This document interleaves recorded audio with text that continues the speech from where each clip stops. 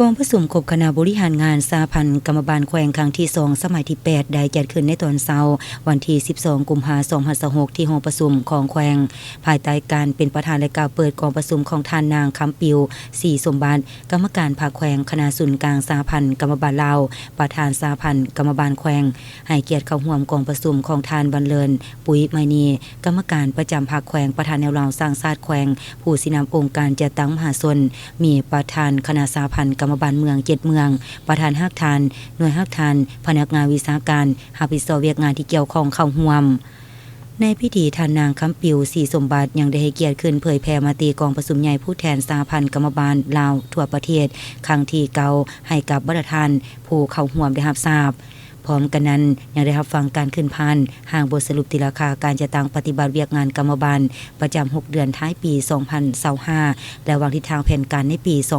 2026ผ่านบทสรุปเวียกงานกองทุนช่วยเหลือซึ่งกันและกันปี2025บทสรุปเวียกงานกองทุนทานุเคราะห์ของสหพันธ์กรรมบาลแขวงปี2025และเสนอห่างปรับปรุงกฎระเบียบกองทุนช่วยเหลือซึ่งกันและกันและการจัดตั้งบรรดาเวียกงานในด้านอื่นๆที่ติดพันอีกจำนวนหนึ่งปัจจุบันทั่วแขวงบุรีคำไซมีสมาชิกกองทุนช่วยเหลือซึ่งกันและกันทั้งหมด 9,247 สหายหญิง 4,405 สหายในระยะผ่านมาได้รับเงินกองทุนช่วยเหลือซึ่งกันและกันจำนวน578ล้าน8แสนกว่ากีบจ่ายปฏิบัตินโยบายกองทุนช่วยเหลือซึ่งกันและกันให้สมาชิกเจ็บเป็นนอนห้องหมอและเสียชีวิตจำนวน655ล้าน9แสนกว่ากีบปัจจุบันเงินกองทุนยังเหลือสะสม431ล้าน3แสนกว่ากีบได้รับเงินกองทุนทานุเคราะห์จากสมาชิกกองทุนจำนวน695ล้าน3แสน41พันกีบและได้ปฏิบัตินโยบายต่อสมาชิกเสียชีวิตและหักบริการกองทุนเป็นเงิน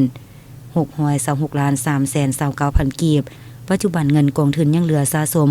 100กว่าล้านกีบพร้อมกันนี้ในวาระของการดำเนินกองประชุมบรรดาคณะประธานพร้อมด้วยแขกที่เข้าร่วมยังได้พร้อมกันประกอบคำคิดเห็นตีราคาคืนต่อกับบรรดาการจัดตั้งปฏิบัติเวียกงานในด้านต่างๆระยะผ่านมาอย่างกงไปกงมาซึ่งนายกให้เห็นผลงานด้านดีและบรรดาจุดอ่อนข้อคงค้างที่จะต้องได้ปรับปรุงแก้ไขทางนี้ก็เพื่อแน่ใส่ให้การจัดตั้งปฏิบัติเวียกงานในตัวหน้ามีความถูกต้องสอดคล้องและแท้เหมาะตามระเบียบกฎหมายของสหพันธ์กรรมบาลลาววางออก